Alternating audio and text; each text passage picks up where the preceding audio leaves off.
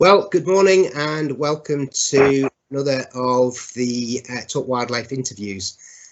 I have to say it's a pleasure. I've only spoken to him for the past couple of minutes, but it's a pleasure to introduce Hugh Warwick. Hugh is the spokesperson for, now let me get this right, the British Hedgehog Preservation Society. And I can't say that without thinking about Michael Caine. Those of you that are old enough will know what I mean. So yes, he's also author and has written books about hedgehogs. They clearly is second love after his family. He's also an ecologist. I'm entirely convinced about that. Sorry, it's been quite difficult in this lockdown. I'm beginning to think that the balance may be shifting. It's towards the right, yeah, okay. At least they don't answer back. So obviously this week is Hedgehog Week. So first of all, hello, how are you? I'm doing all right, thank you. Yes. Excellent, excellent. We won't mention the fact that you've been up till 1 o'clock in the morning doing your film and all the rest of it. You're looking fantastic. No, that is because I have a special filter in front of me now. I thought it was just makeup. I've tried, but it just doesn't work. Right, so Hedgehog Awareness Week. Key, important time. Everybody loves a hedgehog. So I think what we'll do is just to start it off with a bit of a different steer. So rather than go straight down the, hedgehogs are fantastic, aren't they? And this is why we should conserve them and all the rest of it. Let's start off just by giving a background to a hedgehog's life. So first of all, when did they evolve? Where did they come from? Okay, well, if you want to take the long form of this, we need to go all the way back a couple of billion years to Luca, the last universal common ancestor from which all life on Earth has evolved. I mean, how far back do you want me to go? Not quite that far. We've only got 3 days. Okay, so it's hard. I mean, we know from, for example, in the Miocene, what's that, about 5 million years ago, we have animals which were very much hedgehog-like. We don't know whether they're covered in prickles or not, but they have the same general morphology. There is some evidence that proto-hedgehogs were around about 70 million years ago, which you'll be well aware is whilst there were still dinosaurs, which I find very exciting. But that's because the hedgehog was an insectivore. And insectivores were the very, very first rudimentary mammals which evolved. And I say was because taxonomists, they do their job really well, and then they go, but we'll be out of a job if we do it too properly. Let's go back and revisit it. And so they went back to the ragbag that was the insectivora and decided to tease it apart and realised that there was too much in there which you just put there because it wasn't quite anything else. And so they've redefined the hedgehog now, and it's now a Eulypotyphlan, which actually took me 2 days to work out how to say, let alone work out what it means. Actually, what it means is truly fat and blind, which I think is deeply unfortunate. But it's going to say, yeah, it's actually a reference not to the hedgehog itself, because it's a whole group of mammals which fall into the Eulypotyphla. But it's to do with the way the gut is designed and to do with the cecum and things like that. So So they are a very ancient mammal. They've got a lineage right back to the early mammals, and our hedgehogs. I don't actually know offhand when our hedgehogs would be the first European hedgehog. But I mean, even these species, there are 14 to 16, maybe 17 species of hedgehog around the old world. They range from the west coast of Ireland, where we have our hedgehog, as it were, the Western European hedgehog, Erinaceus europaeus, all the way through to the east coast of China. And we have hedgehogs in Norway, we have hedgehogs in South Africa. So across that range, there are between 14 and 17 different species. The taxonomists are discussing how many it really is. And the hedgehogs on New Zealand are hedgehogs. They were taken across there in the late 19th century. And the thing which I love about that is that the early arrivals on New Zealand, they looked at the place and went, this place is gorgeous, but it's missing something. So they wrote back. They set up a thing called the Acclimatization Society, and they wrote back to England and said, you know what we'd really like? We'd like some hedgehogs. So people shipped hedgehogs across to New Zealand.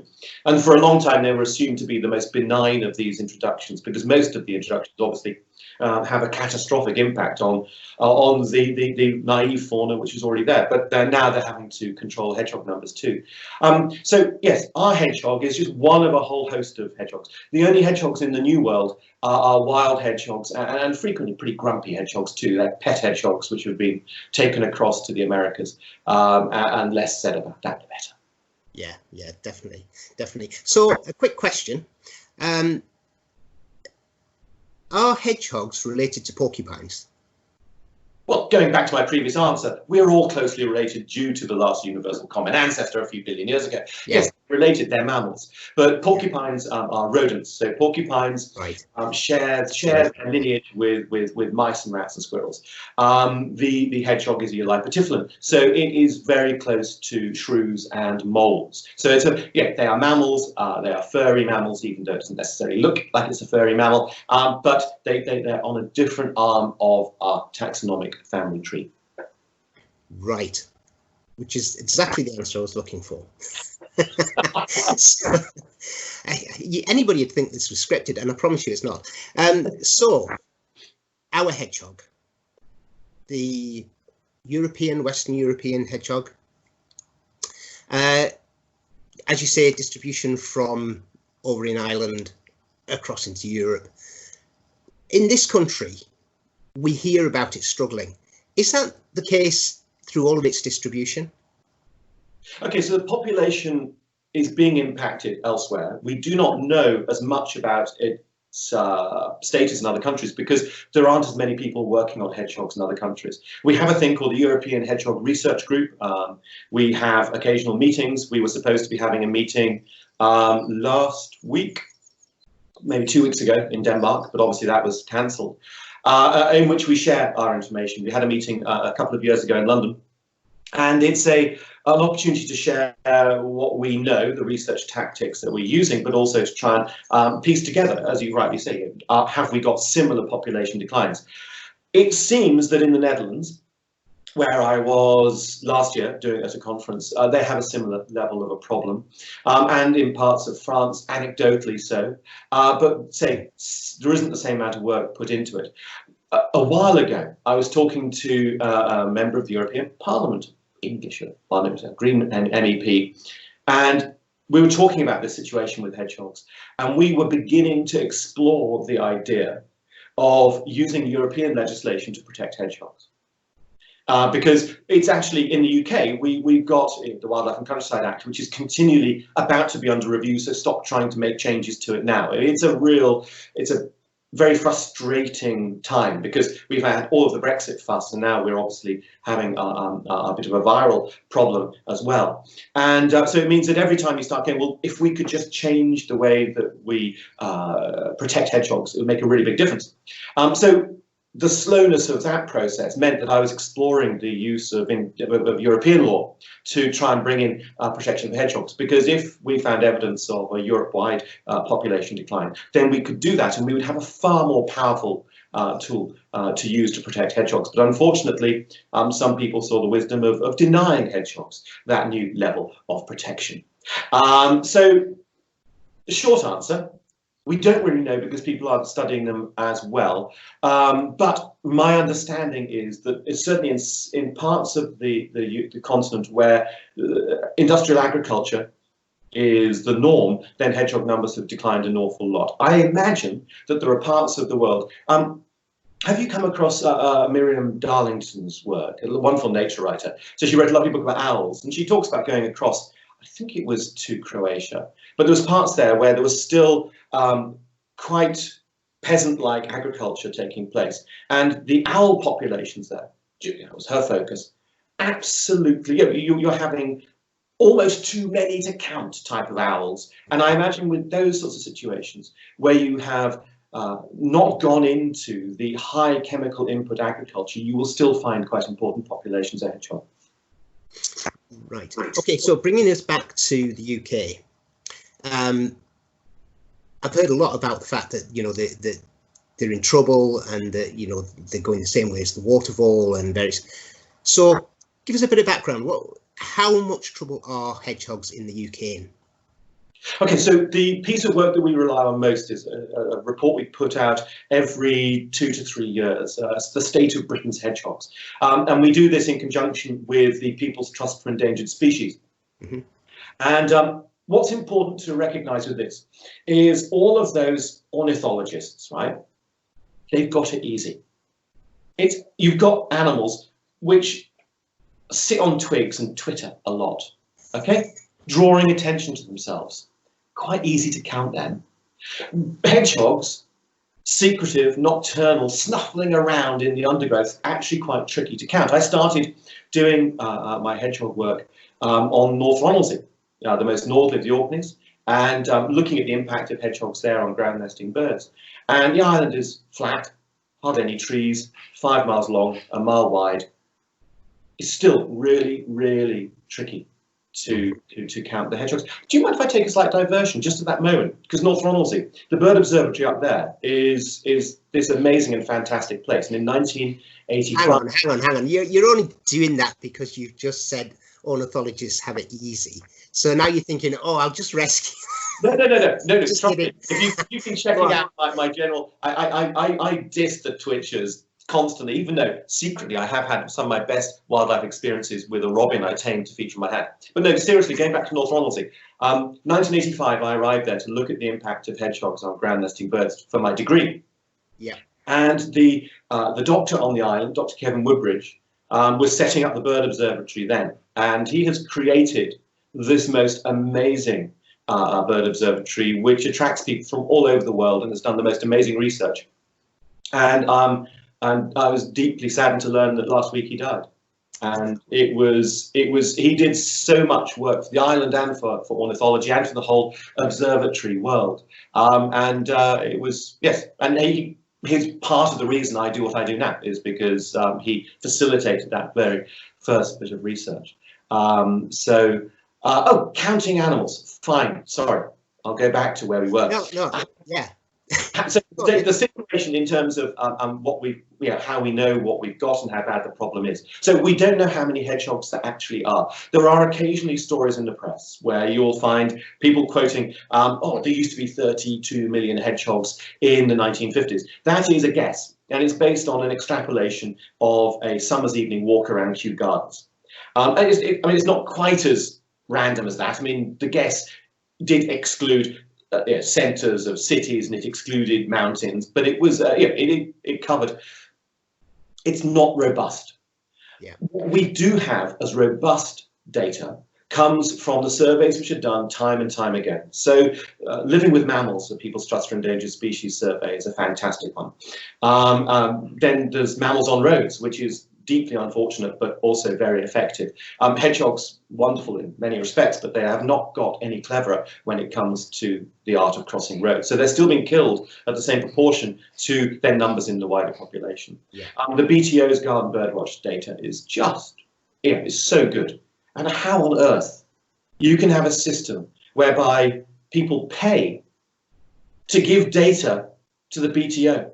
And we're struggling to get our data for hedgehogs. And I'm not jealous about that at all. So it's a really these data provide us with an attempt to see how things change over time. So we know from the most recent State of Britain's Hedgehogs report that urban hedgehog numbers are down by 30% since the year 2000, and rural hedgehogs are down by 50%. And the good news from this, which is strange to think of good news, but the good news is that the urban hedgehog population decline seems to have leveled off. Right. So the two previous surveys had about 30% decline in urban areas, but the rural hedgehog populations are in freefall. Now, the Mammal Society also published data recently which suggested there's been about a 2/3 decline since the mid-1990s. And the figure I tend to use, which is going back to guesswork, but is guesswork based on hundreds of talks that I've given to Women's Institute groups, to gardening clubs, to the University of the Third Age, to whoever will pay me, basically. I do talks all over the place, and frequently to a slightly more mature audience. And when you start to probe how people recollect what they were seeing. You really find the difference is there. And people do begin to sort of go, well, yes, they would see a hedgehog recently and they'd go, we've seen a hedgehog. But 30, 40 years ago, they would be seeing many hedgehogs. Regularly. And but what tends to happen, and I'm sure you've come across the concept of shifting baselines, that you end up with this idea that what was good was what was around when you were younger, but that was already degraded. And the thing with the hedgehog also is that when you've seen a hedgehog, you tend to make the tick, I've seen a hedgehog this year. It's only when you start to concentrate a bit more, you begin to realize that you've seen a hedgehog, as opposed to seeing many hedgehogs. So I estimate that since the end of the Second World War, there has been a decline in the UK of hedgehogs of between 90 and 95%. And when you consider this is our favourite creature, every time there is a vote or a poll, the hedgehog wins, absolutely every time. Birds come nowhere. Well, I mean, second or third, but the hedgehog wins every single time. And our favourite creature, population decline of that sort of order, is absolutely terrifying. It is. It's gobsmacking, actually. And it's right what you say. I mean, I was delighted that last year I had hedgehogs in my hedgehog house that actually, unfortunately, they had two, but we found them. We found one in the middle of the grass and it was covered in mites, and we took it to the hospital, hedgehog hospital. Ticks. And sorry? Ticks, maybe? Yes, sorry, ticks. We took it to the hospital, and unfortunately that one died. The other one survived. They reared that and then re-released it, so that was great. But you're right, you don't see them that often. And it's shocking, really, that you don't see them that often. So with it being Hedgehog Awareness Week, and I'm going to have my note for this, and with us talking about the British Hedgehog Preservation Society.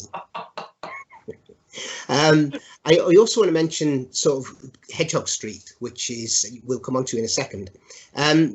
So they're clearly doing their research, and there is research out there. What are the key threats then? Because you said that the urban ones are starting to recover, and the others not quite that far. And the urban ones have levelled off at the moment. We haven't got the latest report will come out at the end of this year or the beginning of next year. And so I don't want to make it sound like we could have a party yet, but it's... So what do you think's right? So first of all, what are the threats? What's forced this change in the first place? And what is changing now, if that's levelled off, which, as I say, that's great news, but what do you think is behind that? How come they're starting to maybe level off, and what's the reasoning behind that? Okay, so I think it's important to look at the two different populations of hedgehog, the urban populations and the rural hedgehogs. And if we look at the urban populations to begin with, the biggest threat really is habitat fragmentation and the loss of habitat.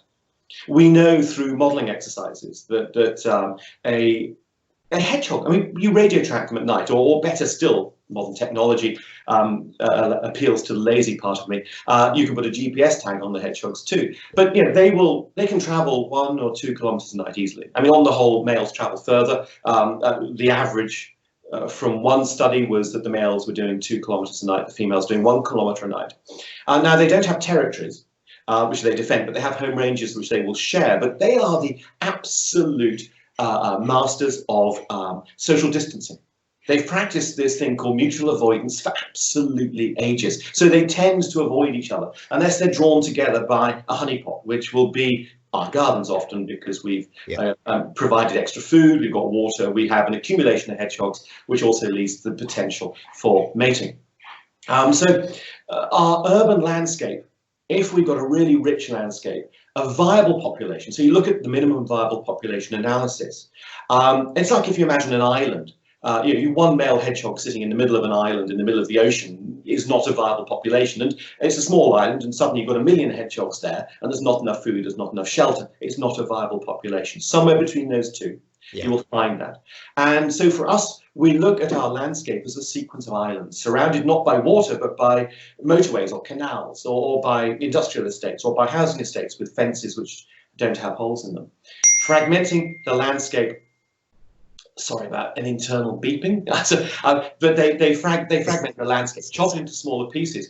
We know that a viable population requires a starting number of about 32, but 90 hectares. So nearly a square kilometre of unfragmented landscape. Yeah. And that's at the heart of the urban hedgehog problem, because we've got islands which are fantastic, but they're surrounded by loads of stuff and they're too small. And so you'll have hedgehogs there.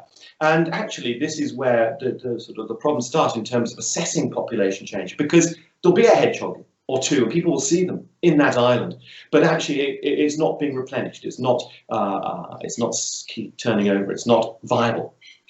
So the big issue there is, and the reason we've got the turnaround, we hope, is that Hedgehog Street has been focused on suburban hedgehogs. It's been looking at the stuff we can do in our gardens. Yeah, which are some very straightforward things to do, we'll get on to, I'm sure. But it starts with the principle that you may have the best wildlife-friendly garden in the world. You may sit there in the evening with a glass of wine, looking at the bats and the moths fluttering around. And during the day, you'll see the bees and the birds and the butterflies. And you may think, we cracked this. Yeah. But you forget that the really important stuff doesn't have wings. Yeah. And the hedgehogs have got to get in. And so we need the holes in the fences. We need to connect the landscape up. So that's what Hedgehog Street's all about. 13-centimetre holes at the base of fences. Talk to your neighbour, get your neighbour to talk to their neighbour, spread hedgehog love down the street. And when all this is over and we're out of lockdown, have a Hedgehog Street party. So urban hedgehog problems, that's where we've been and what we've done. Sounds like the way to go. So that's one thing you can do. What else can you do to make your garden hedgehog friendly? So I wrote a thing for it's Chris Packham's Manifesto for Wildlife, and I was trying to find a way of talking about. Well, actually, I was given the job of minister for hedgerows. When he phoned up, I was so excited because I don't know if you have this with certain words, but I can't write hedgerow or hedge. I write the word hedgehog, then delete the last 3 letters. My fingers just will not write other words which start with hedge. So I heard you'll be the minister for hedgehogs, and I was thinking it's a bit neat, but I'll take it. But no, it's hedgerows, which is fine. But in that, and it was for me, the idea really began to coalesce around the cult of tidiness. Okay, and we've got this. So whether it's our farmed landscape or whether it's our gardens, the cult of tidiness is a real menace. We make things neat. We try and order things. We're in lockdown. People have got time. If they're lucky enough to have gardens, they've got time in their gardens. And I worry, they're just going to be tidying the whole time. Don't. Get rid of the cult of tidiness. Make sure that your garden has a bit which is still self-willed. That's the whole idea of it, a wild patch. And so the key bits to it, after making sure the hedgehogs can get in, obviously, is to think about what a hedgehog needs. And in fact, when I do day-long training courses about hedgehog ecology, and I say to the consultants or the developers or whatever, I say, look, just think hedgehog. Maybe you don't need to quite get down on your hands and knees and snuffle around in the undergrowth, but at least imagine what it's like. Imagine the threats, imagine the problem, imagine your needs. You need very simple things. You need food, water, and shelter. That's all you need. So begin to look for that. You have a log pile at the back of your garden with plenty of open spaces within it so that hedgehogs could crawl around. Build a compost heap, an open compost heap, on top of a pallet so that the hedgehogs can nest underneath it, but also use the insect life which will inhabit the compost heap and the invertebrate life, use it to feed. Think about making sure that when the leaves fall in the autumn, you don't put them into your bins to go off to be composted, but you make a pile of leaves if you can, because this is hedgehog bedding. So there's a whole sequence of things we can do. Just don't become too tiny, and then look towards the hazards. We've been confronted by the problem of hedgehogs drowning. And I've had so many guilty friends. I mean, really, they have heartbreaking stories. They've put a pond in their garden, but they didn't make a wildlife pond that was a bit ornamental, so it's got steep sides. Hedgehogs can swim, but they can't swim forever. Hedgehogs need water, so they will come to water to drink. But if they fall in and can't get out, they will drown. So if it's a steep-sided pond, put a ramp in, but better still, make a wildlife pond which is low on the ground and has got a beach or a rocky foreshore so they can come in, drink, go out. And the amount they need to drink is enormous. I was sent a video. My social media feeds are quite hedgehog centric, but and it was somebody sent, and it was two and a bit minutes. Hedgehog comes along, spends over 2 minutes at a shallow dish of water just drinking. So make sure there's water in your garden, but make sure hedgehogs can get out of it. Drain covers. You know, my father-in-law was sending us trail camera footage of baby hedgehogs in the garden with mum, and it was really lovely. And then he found one of the baby hedgehogs alone in the garden. And a hedgehog out in daytime is probably ill, and a baby out in daytime is definitely in trouble. And so he phoned up. He picked it up, got it to the Hedgehog Rescue, I know, and then there was 3 in the end he took. But you know, mum had obviously vanished, and it was only a few days later he found that one of his neighbours down the drive, their shared drive, had taken the lid off the drain, downpipe from his house, and the hedgehog had fallen into it and had died. That was the mum. So you know, think of the hazards the hedgehogs can face, and don't let them fall into them. Check our website. The British Hedgehog Preservation Society website has got loads of really key information on how you can overcome these hazards. Yeah, it has. And the other site that I wanted to mention was Hedgehog Street. Yes. And can you just give us a couple of minutes on how people can get involved in Hedgehog Street? So Hedgehog Street is the collaboration between us and the People's Trust for Endangered Species. And back, I think it was 2008, it may have been, maybe 2010, the BBC TV producer Dilys Breeze died, and she left us both charities money in her will to help hedgehogs. Yes. And so we both had a chunk of money, which was fantastic, and we were eternally grateful for. But then we just went, but if we combine our money, we can do so much more. And that was really the start of the Hedgehog Street campaign. And from that moment, we funded PhDs, research projects. It's been a really wonderful thing. The Hedgehog Street website is a wonderful portal into things you can do to help hedgehogs. Join up as a hedgehog champion, and you can download information leaflets, obviously, but also it's a bit of a sort of social media hub, not quite up there with Facebook yet, but people are sharing the images, the photographs that they're getting. And in a similar form, actually, I've set up a Facebook group, the Hedgehog Highways Facebook group, because I run one of the campaigns I run is a petition on change.org. So change.org / save our hedgehogs, I think, but it's the only hedgehog petition on there. And they asked me to set up a campaign to do something to help hedgehogs, because they knew that it would be popular. Well, they hoped it would be popular. And so we spent a bit of time working out what we could actually choose. I was aiming for quite big picture stuff. So suggesting maybe we have a petition calling for the dismantling of industrial capitalism and the replacing of it with something nicer, or possibly the creation of wildlife bridges across all of the major motorways. And they said these were a little over ambitious. So what I've done is get a petition together which is calling on all new housing developments to come with hedgehog highways. Let's put aside the discussion about whether that housing development needs to happen, except it's going to happen. But if it's going to happen, let's make sure it's done with hedgehogs in mind. And when we got to 500,000 signatures on my petition, I met the housing minister. I met one of the bosses of one of the big housing companies.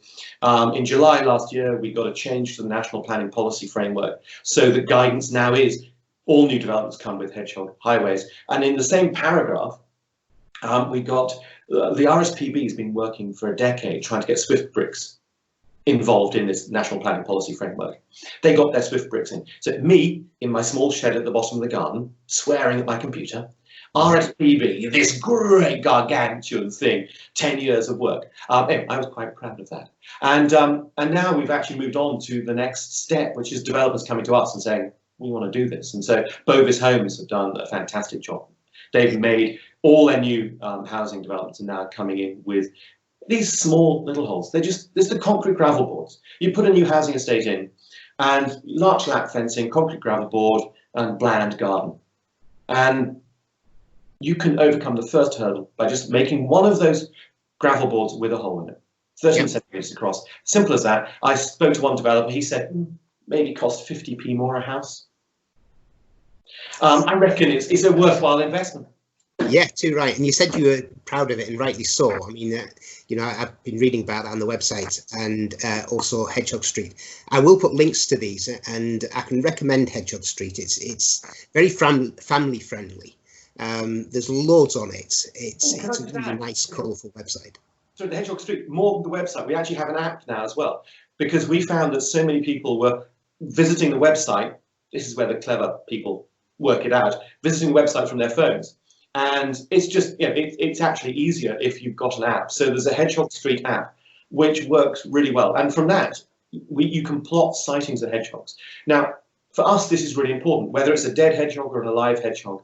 It's vital because what we're doing is building up a picture. We have a thing called a big hedgehog map, and it's mapping sightings of hedgehogs around the country. And this isn't statistically robust data, but we get enough of it.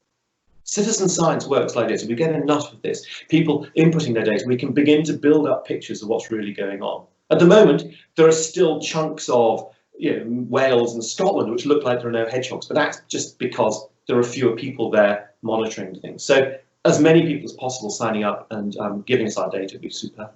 Yeah, that's fantastic, and I will put links to that. So just bringing us on to Hedgehog Awareness Week.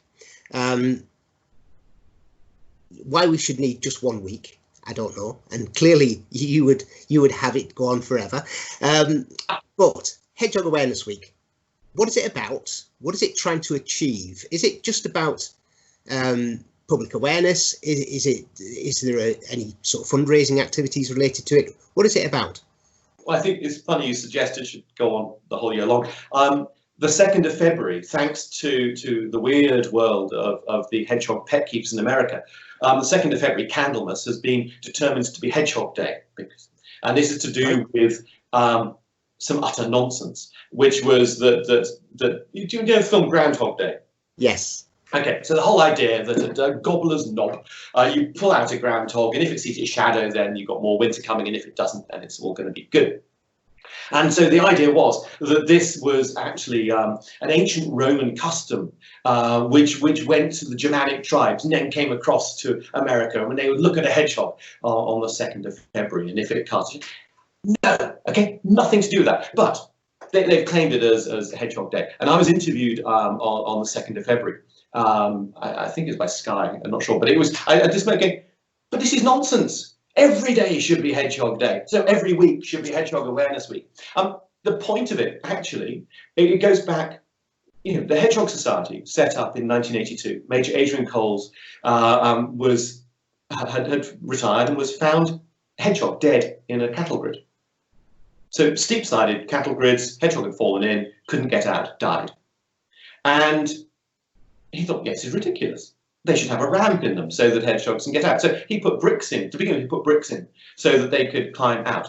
And then eventually now we actually have a British standard ramp that should be in these things. But it started a campaign which started the society. But people weren't really talking about hedgehogs back in the 1980s and 1990s. And so the idea was to create a point of focus, to actually create the idea of Hedgehog Awareness Week so that we could concentrate our efforts into that.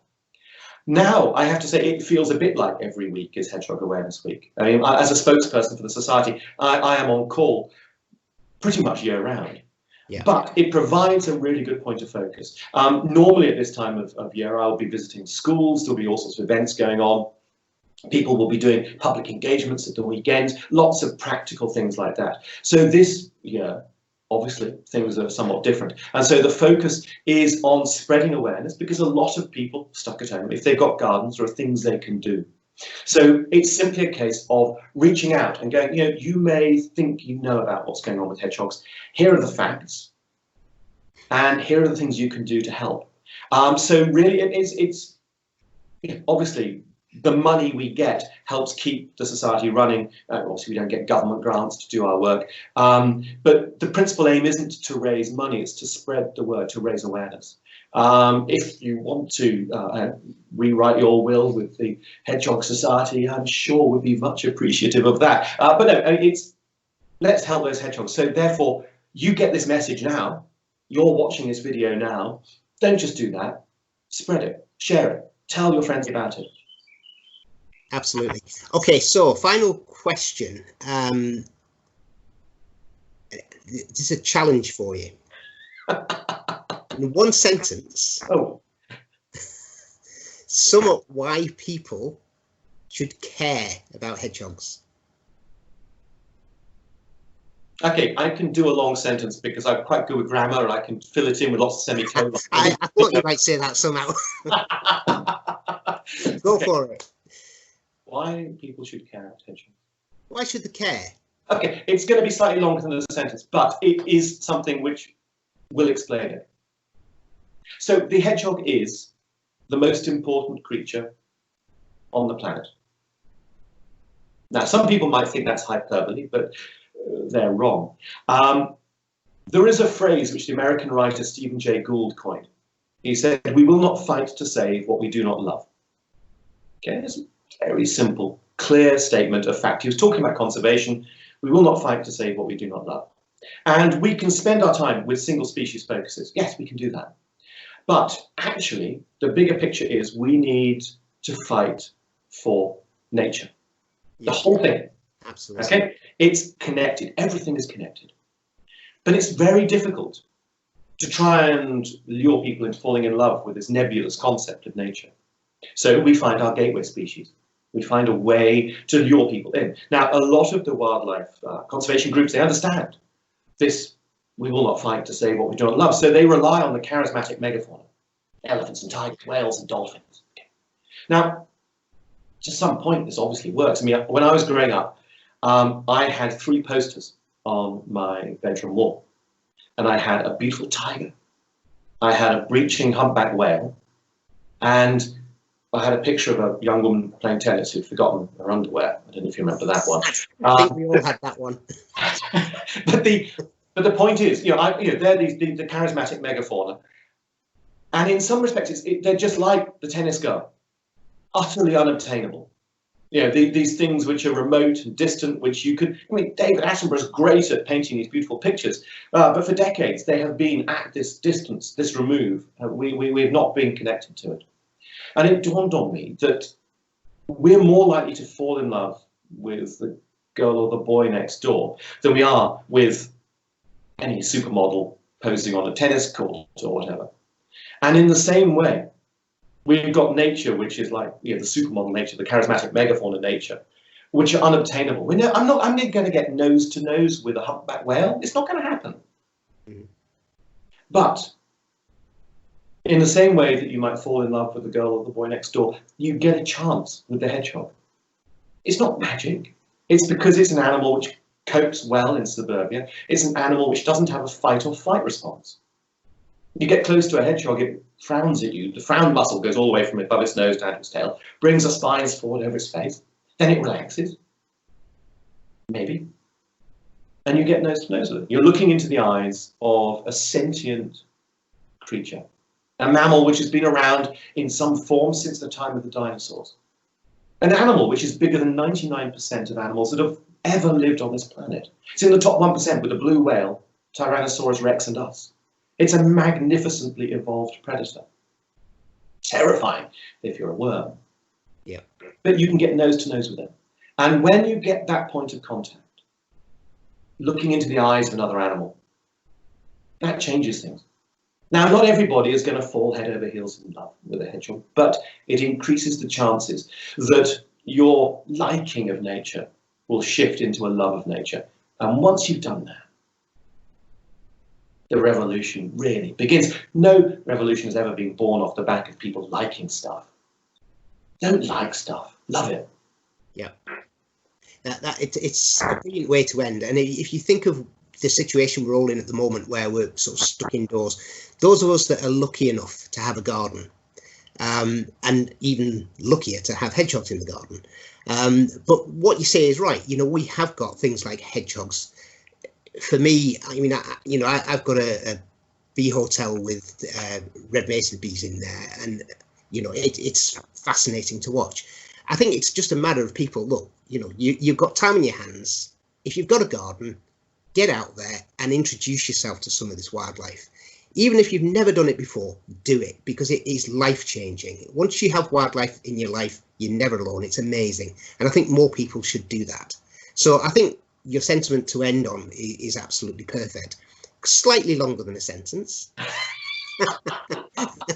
But then I wasn't expecting a sentence answer from you. So, two things. Number one, I know you've just mentioned before we started recording that you've just finished off a film that's going to be shown during Hedgehog Awareness Week. So we'll tell people to watch out for that. Obviously, you know, I'll social media it and links on the site and all the rest of it. That's one thing. Number two is a disclaimer, really, that I have to say, and that is that no birdwatcher or ornithologists were harmed in the making of this video. Bruised slightly, but not harmed. Hugh, thanks ever so much. And I know that we're going to talk again, hopefully for Hedgehog Awareness Week, about, clearly it comes across, your passion for hedgehogs, how it came about, talk about your books a bit more. So for now, thank you ever so much. And I look forward to speaking to you in the not too distant future. That's wonderful. Thank you very much. Thank you ever so much, Hugh. Take care. Bye.